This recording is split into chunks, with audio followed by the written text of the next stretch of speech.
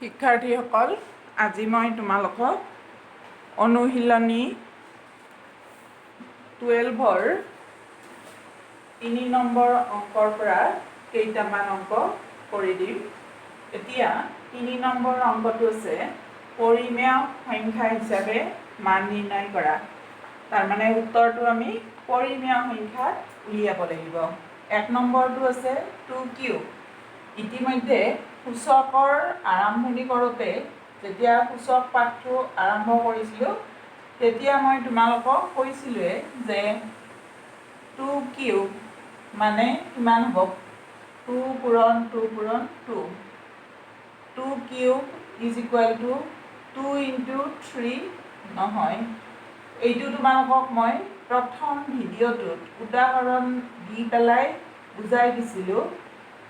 যেনে ধৰা 3 to the power 5 মানে 3 into 5 নহয়, এইটো ভুল। কি হয়, 3 to the power 5 মানে 5টা 3ৰ পূৰণফল। এইটোহে শুদ্ধ উত্তৰ। গতিকে সেইমতে আমি এতিয়া অংককেইটা কৰিম। গতিকে কি হ'ব, 2 to the power 3 বা 2 কিউব বুলি আমি পঢ়িব পাৰোঁ। পঢ়িলে আমি কি লিখিম, সূচকটো যিমান থাকিব সিমানটা সংখ্যা থাকিব।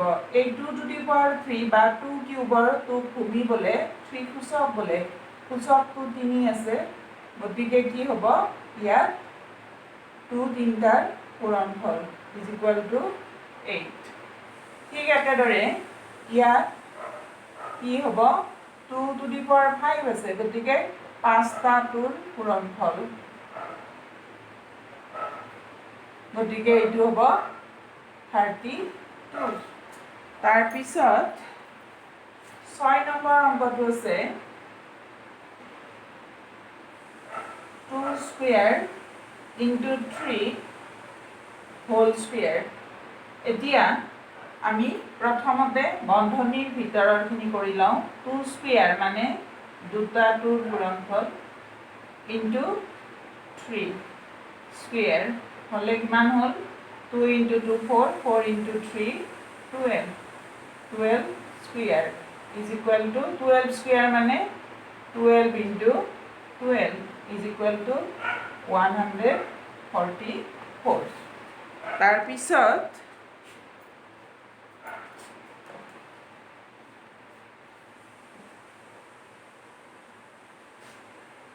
কৰিছোঁ মই 6 নম্বৰটো।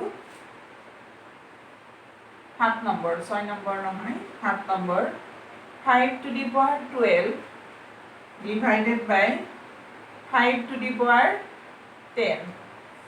5 to the power 12 divided by 5 to the power 10. এতিয়া তোমালোকে এইটো নিশ্চয় জানা যে 5 to the power 12 divided by 5 to the power 10 মানে কি, এইটো 5 to the power 12 হৰণ 5 to the power 10। আৰু মই তোমালোকক নিয়মটো লিখিয়ে দিছিলোঁ, নিয়মবোৰ সূচকৰ, যে কি হয়, যদি হৰণ থাকে আৰু ভূমি দুটা একে যদি থাকে, মই লিখি দিছিলোঁ a to the power n divided by a to the power n is equal to a to the power m minus n।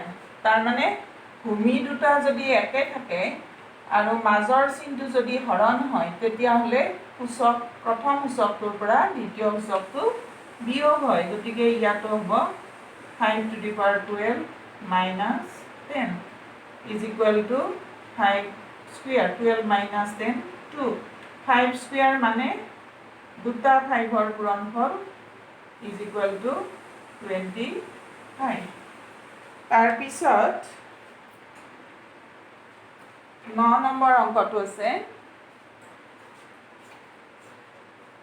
9টো আছে 2 to the power 4 into 3 to the power 0 into 5 to the power 1 whole to the power 0।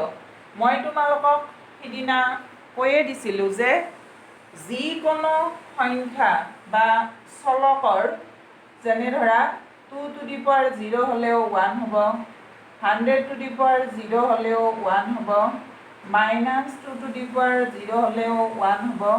তুমি যদি 2/3 whole to the power 0 লিখা তেতিয়াও 1 হ'ব। ঠিক একেদৰে যদি তোমালোকে ধৰা কোনো চলক ৰাশিৰ পাৱাৰটো 0 লিখা, যিকোনো চলক ৰাশি যেনে ধৰা x টু দি পাৱাৰ 0 তেতিয়াও 1 হ'ব, 1/y whole to the power 0 তেতিয়াও 1 হ'ব। মানে সূচকটো 0 হ'লে ভিতৰত কি আছে চাব নালাগে, বন্ধনীৰ ভিতৰৰখিনি আৰু চাব নালাগে, উত্তৰটো তোমালোকে 1 লিখিলেই হ'ল। কাৰণ যিহেতু যিকোনো চলক বা যিকোনো সংখ্যাৰ সূচকটো 0 হ'লে তাৰ মানটো 1 হয়। গতিকে তোমালোকে যেতিয়া সূচকটো 0 থাকিব তেতিয়া একো কৰিব নালাগে, উত্তৰটো 1 লিখিলেই হ'ল। তাৰপিছত মই কৰিছোঁ 11, 2/3 whole to the power 25 into 3/2 whole to the power 34। এতিয়া এই অংকটোত মই আগৰ কেইটাত যেনেকৈ কৰিলোঁ সেনেকৈ যদি মই কৰিবলৈ যাওঁ তেতিয়া এটা অসুবিধা হ'ব কি যে চোৱা 2/3 টু দি পাৱাৰ 25, 25টা 2/3 পূৰণফল। আমি 25টা 2/3 পূৰণফল লিখি উলিয়াবলৈ বহুত দীঘলীয়া হ'ব আৰু বহুত সময় ল'ব, যিহেতু উত্তৰটো আমি পৰিমেয় সংখ্যাত লিখিব লাগিব। গতিকে আমি সেইটো নকৰোঁ, সূচকৰ ধৰ্মমতে কৰিম। ইয়াতো একেদৰে 3/2 হোল টু দি পাৱাৰ 34, সেইটোও তাৰমানে 34টা 3/2ৰ পূৰণফল। গতিকে আমি তেনেদৰে কৰিবলৈ অসুবিধা হ'ব। গতিকে মই কি কৰিছোঁ, এই নিয়মটো মতে কৰিছোঁ। a/b whole to the power n is equal to a to the power n divided by b to the power n। তাৰমানে যেতিয়া ভগ্নাংশৰ ওপৰত এটা সূচক থাকে বন্ধনী দি, তেতিয়া লব আৰু হৰ দুয়োটাতে সেই সূচকটো হয়। গতিকে আমাৰ সেইমতে এইটো হ'ব 2 to the power 25 divided by 3 to the power 25। আকৌ একেদৰে এইটো 3 to the power 34, 2 to the power 34। তাৰপিছত আমি জানো লববোৰ লবৰ লগত পূৰণ হয় আৰু হৰবোৰ হৰৰ লগত পূৰণ হয়। গতিকে আমাৰ হ'ল এইটো। এতিয়া আমি ইতিমধ্যে আন এটা কথা জানো যে কি হয় a to the power m into a to the power n is equal to a to the power m plus n। তাৰমানে কি হয়, যদি ভূমি দুটা একেই হয় আৰু মাজৰ চিনটো পূৰণ হয় তেতিয়া সূচক দুটা যোগ হয়, আৰু সেইটো বাবে a to the power m plus n হৈছে। গতিকে মই কি কৰিম এতিয়া, 2 টু দি পাৱাৰ 25 মই চাম কোনটো কম আছে। ওপৰত লবত আছে 2 টু দি পাৱাৰ 25 আৰু হৰত আছে 2 টু দি পাৱাৰ 34। গতিকে আমি সৰুটো ঠিকে লিখিলোঁ, 2 টু দি পাৱাৰ 25টো 34তকৈ সৰু, গতিকে এইটো লিখিছোঁ। কিন্তু 3টোৰ ক্ষেত্ৰত চোৱা, লবত আছে 34, ইয়াত আছে 25। গতিকে আমি ডাঙৰটোক ভাঙি লিখিম। কিয় ভাঙি লিখিম মই কৈ আছোঁ তোমালোকক। 3 টু দি পাৱাৰ 34টোত মই এটা 3 টু দি পাৱাৰ 25 লিখিম। কিয় 25 লিখিলোঁ, তলৰটোত 25 থকা বাবে, ইনটু 3 টু দি পাৱাৰ 9 লিখিলোঁ। এতিয়া এই নিয়মটো মতে চোৱাচোন, এই নিয়মটো মতে a to the power m into a to the power n, 3 to the power 25 into 3 to the power 9, ভূমি দুটা একে 3 হ'ল। গতিকে সূচক দুটা যোগ হ'ব, গতিকে যোগ হ'লে m প্লাছ n আছিল নহয় ইয়াত, গতিকে যোগ হ'লে 25 প্লাছ 9 34। তাৰমানে এইটোৰ সলনি মই এই দুটা লিখিলোঁ। ঠিক একেদৰে তলত 3 টু দি পাৱাৰ 25টো মই লিখিলোঁ 2 টু দি পাৱাৰ 34। এইটোক আগৰ দৰে, ইয়াত 2 টু দি পাৱাৰ 25 আছে নহয়, গতিকে 2 to the power 25 into 2 to the power 9 লিখিলোঁ। এতিয়া আমাৰ কি হ'ব, সংখ্যা হ'লে যদি আমাৰ এনেকুৱা অংকবোৰ যেতিয়া আমি কৰিছিলোঁ, ধৰা 4 এইফালে 9 হয়, হ'লে এইটো 8 লিখোঁ বাৰু। এনেকুৱা অংকবিলাকত আমি 2ৰে 1 4 বাৰ যাব, 1 1 বাৰ যাব, এনেকৈ কটাকটি কৰিছিলোঁ। কিন্তু সূচকত তোমালোকে যদিহে পাৱাৰটো অৰ্থাৎ সূচকটো 1ৰ বাহিৰে বেলেগ থাকে, 1 থাকিলে সূচকটো লিখা নাথাকেই, অকল সংখ্যাটো থাকিব, তেতিয়া কটাকটি কৰিবা, কিন্তু বাকী সূচক থাকিলে কৰিব নোৱাৰি। গতিকে কটাকটি ঠিকেই যাব, 2 টু দি পাৱাৰ 25 আৰু 2 টু দি পাৱাৰ 25 হৰ আৰু লগত একে আছে, এই দুটা কাটি যাব, কিন্তু আমি সংখ্যাৰ দৰে কাটি দিব নোৱাৰোঁ। কিয় নোৱাৰোঁ চাবা, 2 to the power 25 divided by 2 to the power 25। এতিয়া এইটো মানে হৰণৰ নিয়ম মতে আমাৰ কি হ'ব, 2 to the power 25 minus 2 to the power 25 is equal two 2 to the power 0 equal to 1। আমি যদি কৰোঁ অংকটো এনেকৈ কৰি দেখুৱাব লাগিব, কিন্তু কটাকটি কৰিব নোৱাৰোঁ, কাৰণ হৰণৰ নিয়ম এইটোহে সূচকৰ, আৰু এই নিয়মটো মতে 2 to the power 5 divided by 2 to the power 5 equal to 1 হ'ব। এইখিনি এটা অংকৰ মাজত কৰিবলৈ গ'লে বহুত দীঘলীয়া হ'ব, গতিকে আমি নকৰোঁ, কিন্তু কাটি যাব আমি জানি থৈ দিম, সেইটো আৰু নিলিখোঁ। ঠিক একেদৰে এইটো 3 টু দি পাৱাৰ 25, এইটো 3 টু দি পাৱাৰ 25, এইটোও কাটি যাব। গ'লে আমাৰ কি থাকিল, 3 to the power 9 divided by 2 to the power 9 থাকিলে আমাৰ উত্তৰটো হ'ব, কিমান হ'ব, উত্তৰটো অকণমান ডাঙৰ হ'ব, তোমালোকে পূৰণ কৰি ল'বা। কিমান আছিল, 19683 ডিভাইডেড বাই 512, এইটো হ'ব উত্তৰ। তোমালোকে নিশ্চয় বুজি পাইছা। এতিয়া ইয়াৰ বাকী অংককেইটা তোমালোকে হোমৱৰ্ক কৰিবা 3 নম্বৰৰ। তাৰপিছত 4 নম্বৰ অংকটো কৰিছোঁ।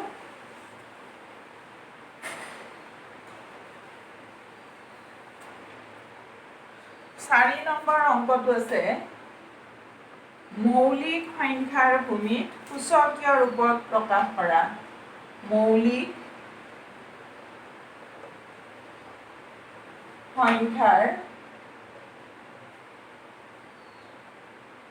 ভূমিত সূচকীয় ৰূপত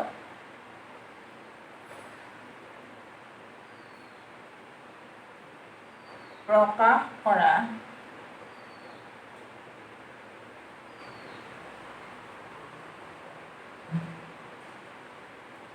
1 নম্বৰ অংকটো আছে 16। এতিয়া কথাটো হ'ল, আমাক কি কৈছে যে মৌলিক সংখ্যাৰ ভূমিত সূচকীয় ৰূপত প্ৰকাশ কৰা, মানে ভূমিটো মৌলিক সংখ্যা হ'ব লাগিব।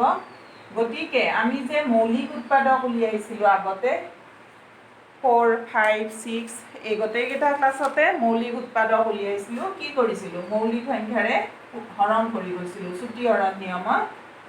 এতিয়া 16ক আটাইতকৈ সৰু মৌলিক সংখ্যা 2ৰে যাব, 2 × 8, আকৌ 2ৰে যাব, 2 × 4, আকৌ 2ৰে যাব, 2 × 2। তাৰমানে কেইটা 2 হ'ল, 1 2 3 4, গতিকে 2 × 2 × 2 × 2 পালোঁ, মানে 4টা 2ৰ পূৰণফল, গতিকে 2 টু দি পাৱাৰ 4 হ'ব এনচাৰ। মৌলিক সংখ্যাৰ ভূমিত সূচকীয় ৰূপত, ভূমিটো 2 মৌলিক সংখ্যা হ'ল, আৰু সূচকীয় ৰূপত প্ৰকাশ কৰিলোঁ আমি, সূচকটো 4 হ'ল। তাৰপিছত 3 নম্বৰ অংকটো কৰিছোঁ মই 243। এতিয়া ইয়াতো আমি কি কৰিম, মৌলিক সংখ্যাৰে হৰণ কৰিম। এতিয়া 2ৰে নাযায় এইটো, কাৰণ এককৰ ঘৰত 3 আছে, 3ৰে কৰিলে 3 × 8 = 24, 3 × 1 = 3, 3ৰে কৰিলে 3 × 2 = 6, 3 × 7 = 21, তিনিৰে কৰিলে 9 3 3 1 2 3 4 5 5টা 3 হ'ল 3 into 3 into 3 into 3 5টা 1 2 3 4 5 গতিকে কি হ'ব 3 to the power 5 3 টো মৌলিক সংখ্যা গতিকে ভূমিটো মৌলিক সংখ্যা হ'ল আৰু আমি সূচকীয় ৰূপত প্ৰকাশ কৰিলোঁ তাৰ পিছত একেদৰে আমি আৰু দুটামান অংক কৰোঁ